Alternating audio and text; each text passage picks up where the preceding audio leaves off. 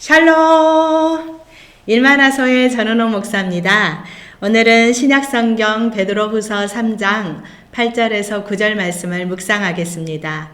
먼저 말씀을 읽겠습니다. 사랑하는 자들아, 주께는 하루가 천년 같고 천년이 하루 같다는 이 한 가지를 잊지 말라. 주의 약속은 어떤 이들이 더디다고 생각하는 것 같이 더딘 것이 아니라 오직 주께서는 너희를 대하여 오래 참으사 아무도 멸망하지 아니하고 다 회개하기에 이르기를 원하시느니라. 아멘. 네, 오늘은 베드로후서 3장 말씀을 읽으면서 찬송가 104장이 생각이 나서 한번 불러봤습니다. 이 찬양은 12세기 중세 때 라틴어로 불렸던 찬양인데요. 지금 우리 찬송가에 수록된 버전은 당시 로마 카톨릭, 그러니까 중세교회죠. 이 중세교회에서 부르던 그레고리아 성가를 그 곡조를 편곡한 것입니다. 이 찬양은 주로 성탄절을 앞두고 많이 부르게 되는데요. 한번 가사를 보겠습니다. 곧 오소서 임마누엘, 오 구하소서, 이스라엘 그 포로 생활 고달파 메시아 기다립니다. 곧 오소서 지혜의 주, 온 만물 질서 주시고 참 진리의 길 보이사 갈 길을 인도하소서. 곧 오소서 소망의 주, 만백성 한맘 이루어 시기와 분쟁 없애고 참 평화 채워주소서. 곧 오소서 임마누엘, 오 구하소서 이스라엘 그 포로 생활 고달파 메시아 기다립니다. 기뻐하라 이스라엘 곧 오시리오 임마누엘. 아멘. 네, 이 찬양 가사 속에서 임마누엘 주님이 오시기를 바라는 마음이 느껴집니다. 지난 주일부터 우리는 대림절을 지키고 있는데요. 교회력으로 대림절이라는 이 말은 예수님의 성탄과 주님의 다시 오심을 기다리는 절기라는 뜻입니다. 영어로는 Advent라고 하는데요.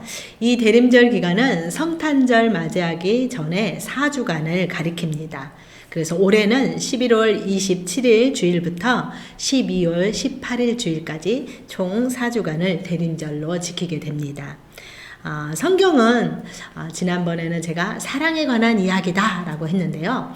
오늘은 성경은 기다림의 역사라고 해도 과언이 아니다 라고 말하고 싶습니다. 인류 최초 아담과 하와가 범죄함으로 인해서 하나님과 화목한 관계가 깨졌다고 누누이 말씀드렸는데요. 그러나 주님은 그 상태로 우리를 내버려 두지 않으시고 죄 가운데서 구원해 줄 메시아를 보내주시겠다고 약속하셨습니다. 그 약속의 말씀이 창세기 3장 15절에 나옵니다.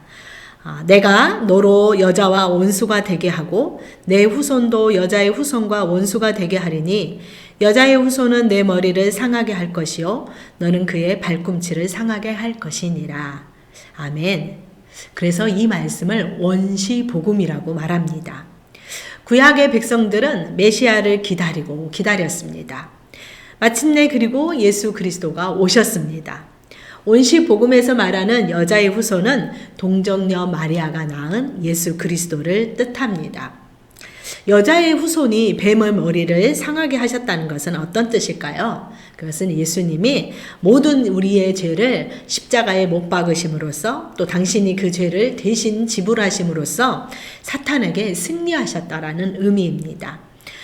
죽음의 권세를 이기시고 부활하신 예수님은 이제 우리가 있어야 될 처소를 예비하러 가신다고 하시면서 다시 오시겠다고 약속해 주셨습니다. 사탄은 그동안 예수 그리스도를 계속해서 대적하며 주님을 믿는 우리는 주님의 후손이죠. 그 후손인 우리를 끊임없이 공격하고 있습니다. 우리는 그래서 영적 싸움을 치열하게 싸우면서 다시 오실 주님을 기다려야 하는데요. 오늘 이 본문 말씀 베드로후서가 쓰였던 그 당시의 상황은, 이 교회의 상황은 참 어려웠습니다. 로마의 지배를 받고 있었기 때문에 로마의 박해로 인한 환란이 가득했고요. 또 그 환란 때문에 더 이상 그 신앙을 지키기가 힘들어서 이미 지쳐버린 사람은 주님께 등을 돌리고 배교하는 행위도 많이 나왔습니다. 한편 또 거짓된 가르침이 교회 안으로 들어와서 교회를 어지럽게 만들었습니다. 특히 거짓 교사들은 세상의 심판이나 주님의 재림은 없다 라고 부인하였는데요. 재림을 주장하는 이들을 향해서 그 행위를 비웃었습니다. 그러나 베드로 사도는 재림의 지연으로 인해 불안해하는 성도들을 향해서 이 말씀을 하면서 다시 오시겠다는 그 주님의 약속을 소망 가운데 간절히 기다리라고 권면하였습니다. 주님께서는 모든 자가, 주님이 선택한 모든 자가 회개하고 돌아오기를 바라시면서 이 재림이 지연된 것이라고 베드로는 설명을 했습니다. 바로 이 부분에서 우리는 하나님 아버지의 마음을 느낄 수가 있는데요. 한 사람이라도 내버려 두지 않으시고 그들을 구원하시기 위해서 재림을 늦추시는 그 하나님의 마음이 느껴지지 않으십니까? 우리에게는 지금 이 기다리는 시간이 매우 길게 느껴지지만 사실 주님께는 하루가 천년 같고 천년이 하루 같다라고 표현하고 있습니다. 그러니까 2000년 전에 오셨던 주님을 생각하며 주님의 시간대로 비교하면 딱 이틀밖에 지나지 않은 것입니다. 시간을 초월하시는 하나님을 믿고 주님을 인내함으로 소망 가운데 기다림이 필요한데요. 주님의 오시는 날은 어느 날 갑자기, 오늘 읽진 않았지만 10절 말씀에 보면 도둑같이 임한다고 하였습니다. 그래서 우리가 해야 될 일은 기다리는 그 일을 계속 하는 일인데요. 그러면서 자신의 하나님께서 우리에게 우리 각자에게 부여해 주신 그 삶의 자리에서 최선을 다하면서 성실하게 신앙생활을 하는 것입니다. 자신의 가정을 지키고 또 주변의 이웃을 돌아보고 주님의 말씀을 새기면서 순종의 삶을 살아가는 것, 그것이 다시 오실 주님을 기다리는 우리 성도의 본연의 자세입니다. 여러분, 예수 그리스도는 반드시 오십니다. 오늘의 말씀은 여기까지입니다. 여러분, 오늘도 샬롬!